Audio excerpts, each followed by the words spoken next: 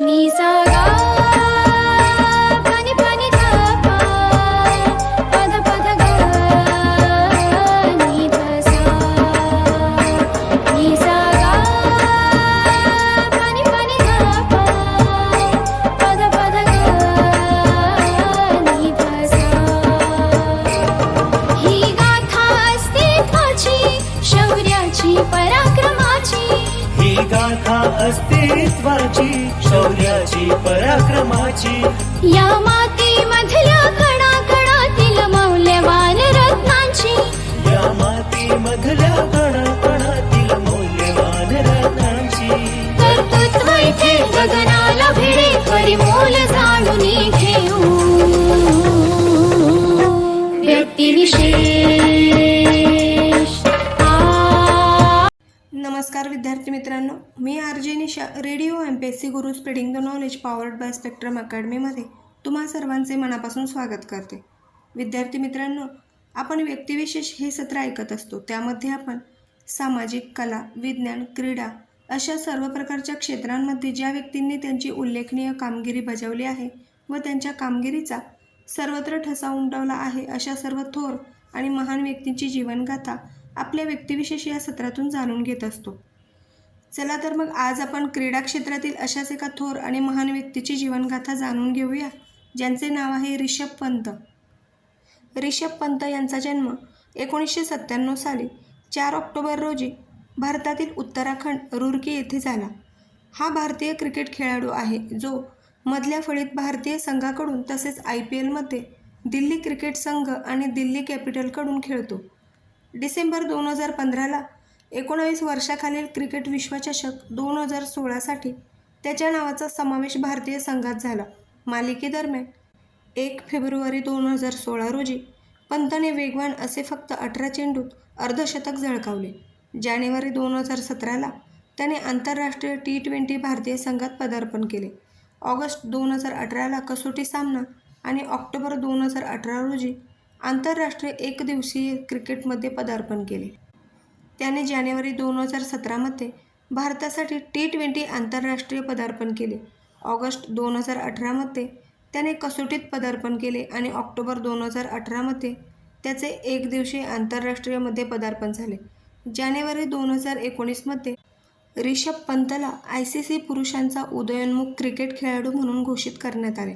2018 साली ICC पुरस्कारांमध्ये फेब्रुवारी 2021मध्ये पंतला ICC player of the month अवॉर्ड्सच्या पहिल्या आवृत्तीत महिन्यातील सर्वोत्तम पुरुष खेळाडू म्हणून घोषित करण्यात आले. 2022 जूनमध्ये पंतला दक्षिण आफ्रिकेविरुद्धच्या T20 एकदिवसीय सामन्यातील मालिकेसाठी भारतीय कर्णधार म्हणून नियुक्त करण्यात आले, कारण नियुक्त कर्णधार KL राहुलला दुखापतीमुळे मालिकेतून बाहेर काढण्यात आले होते. त्यानंतर 30 डिसेंबर 2022 रोजी क्रिकेट खेळाडू ऋषभ पंत उत्तराखंडमधील रुरकी येथे झालेल्या एका कार अपघातात गंभीररित्या जखमी झाला. मित्रांनो, यानंतर जाणून घेऊया रिषभ पंत यांचे प्रारंभिक जीवन. रिषभ पंत यांचे पालक राजेंद्र पंत आणि सरोज पंत. वयाच्या 12व्या वर्षी पंत सोनेट क्रिकेट अकादमीमध्ये तारक सिन्हा यांच्यासोबत प्रशिक्षण घेण्यासाठी आठवड्याच्या शेवटी आपल्या आईसोबत दिल्लीला जात असे. ते आणि त्यांची आई मोतीबाग येथील गुरुद्वारामध्ये राहिली, कारण त्यांना शहरात राहण्याची सोय नव्हती. सिन्हा यांनी पंतला अंडर-13 आणि अंडर-15 क्रिकेट खेळण्यासाठी राजस्थानला जाण्याची सूचना केली, पण त्याचा काही उपयोग झाला नाही. एक चांगला फलंदाज होण्याच्या आशेने पंतला त्यांच्या गुरुने त्यांचा संपूर्ण फलंदाजीचे तंत्र सुधारण्याची सूचना दिली होती. त्याचा टर्निंग पॉईंट आला तेव्हा ते दिल्लीकडून आसाम विरुद्ध अंडर-19 क्रिकेट खेळत होते.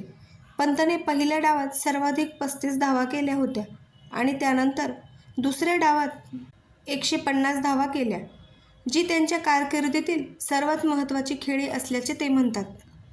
1 फेब्रुवारी 2016 रोजी 2016 अंडर-19 क्रिकेट विश्वचषकादरम्यान पंतने नेपाळ विरुद्ध 18 चेंडूत अर्धशतक ठोकले, जे या स्तरातील सर्वात वेगवान आहे.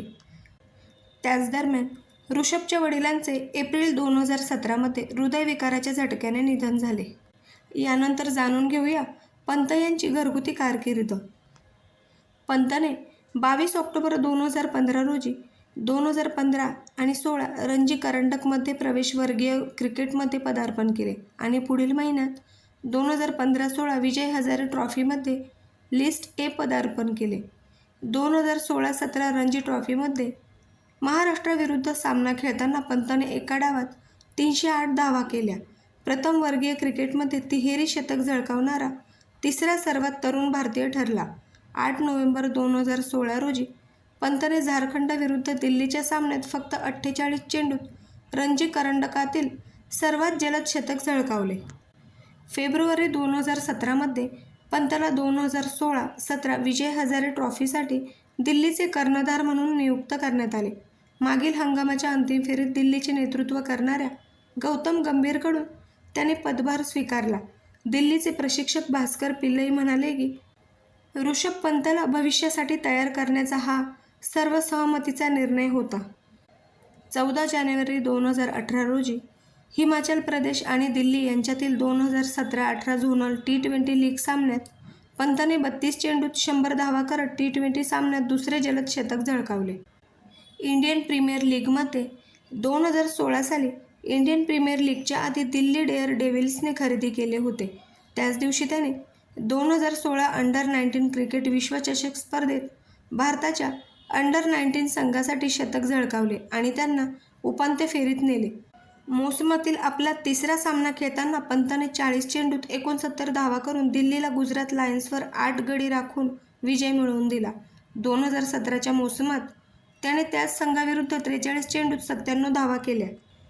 त्यानंतर 2018 इंडियन प्रीमियर लीग दरम्यान ऋषभ पंतने सनरायझर्स हैदराबादच्या विरुद्ध 63 चेंडूत नाबाद 128 धावा केल्या, ज्यामुळे IPLच्या इतिहासातील भारतीय क्रिकेट खेळाडूची ती सर्वोच्च वैयक्तिक धावसंख्या ठरली. तसेच IPLमध्ये शतक झळकावणारा तो दुसरा सर्वात तरुण खेळाडू ठरला. मार्च 2021 मध्ये नियमित कर्णधार श्रेयस अय्यर दुखापतीमुळे संपूर्ण स्पर्धेतून बाहेर पडल्यानंतर ऋषभ पंतला 2021 इंडियन प्रीमियर लीगसाठी दिल्ली कॅपिटल्सचा कर्णधार म्हणून नियुक्त करण्यात आले होते. 2022च्या IPL हंगामासाठीही त्याला कर्णधारपदी कायम ठेवण्यात आले होते. विद्यार्थी मित्रांनो, आज दिनांक 4 ऑक्टोबर आणि आज ऋषभ पंत यांचा जन्मदिन आहे. त्यानिमित्ताने आपण ऋषभ पंत यांच्याविषयीची सर्व सविस्तर माहिती नुकतीच जाणून घेतली. मला खात्री आहे की ही माहिती तुम्हाला सर्वांना नक्कीच आवडली असेल. याबद्दल तुम्हाला जर काही फीडबॅक द्यायचे असतील तर त्यासाठी आमचा व्हॉट्सअप क्रमांक आहे 8698 86 98 80 म्हणजेच 8698869880. तसेच तुम्ही ऑडिओ किंवा मेसेज स्वरूपातही तुमचे फीडबॅक आम्हाला पाठवू शकता. व त्याचबरोबर तुम्ही Spotify music app, radio public, अँकर FM आणि गुगल पॉडकास्ट यावर आमचं व्यक्तिविशेष हे सत्र ऐकू शकता. मित्रांनो, यापुढेही हे सर्व कार्यक्रम असे सुरू राहतील. तत्पूर्वी मी RJ निशा तुम्हा सर्वांची रजा घेते. पुन्हा भेटूया व्यक्तिविशेष या सत्रात आणि जाणून घेऊया अशाच एका थोर आणि ज्येष्ठ व्यक्तीची जीवनगाथा. धन्यवाद.